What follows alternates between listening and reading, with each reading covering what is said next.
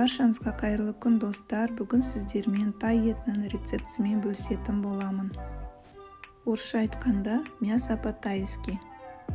Міндетті түрде видеоны соңына дейін қараңыздар. Рецепт үшін бізге сиыр еті қажет. Еттің майлы болмағаны жақсы. Видеода көрсетілгендей етімізді соломка етіп тураймыз. Осындай ұзынша соломка ретінде әдемі қылып барлық етімізді турап шығамыз.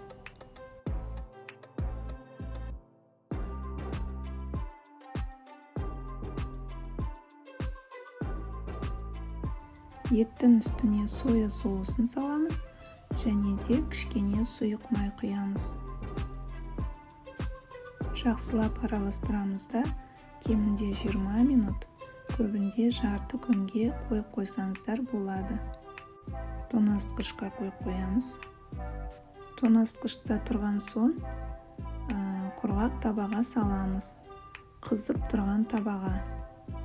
Оттың асты қатты шығып тұру керек.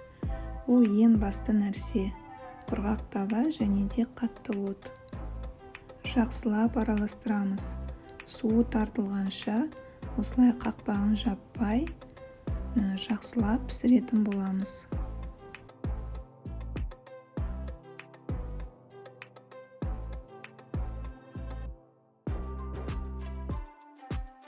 Міне қараңыздар, суы тартылды және де етіміз қарайды. Енді пияз бен сәбізді осылай видеода көрсетілгендей турап аламыз. Ең алдымен жарты дөңгелекке туралған пиязымызды саламыз. Жақсылап араластырамыз, шамамен 10 минуттай қуырамыз.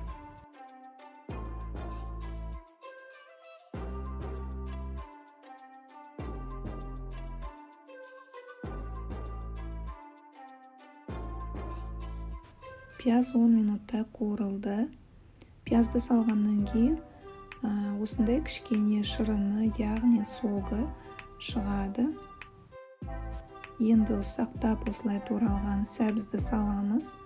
Сәбіз кішкене ұзақтау піседі. Орташа отта пісіреміз. Шамамен 15 минуттай. Егер етіңіз немесе сәбізіңіз жабысып жатса, онда кішкене ғана су құйсаңыздар болады. Қатты су құйып қажет емес.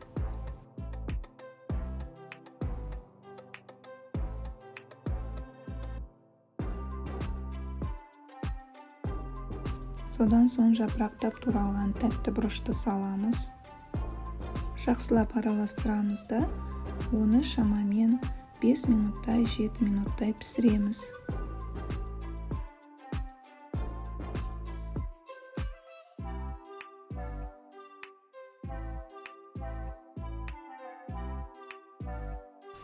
Енді осындай соломка ретінде туралған қиярды саламыз. Оны шамамен 5 минуттай пісірсеңіздер жеткілікті. Көп пісірудің қажеті жоқ. Өйткені ол қатты жұмсарып, езіліп кетпеуі керек.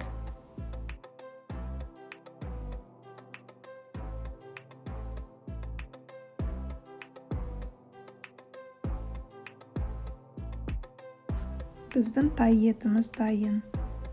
Гарнир ретінде мен күріш беремін.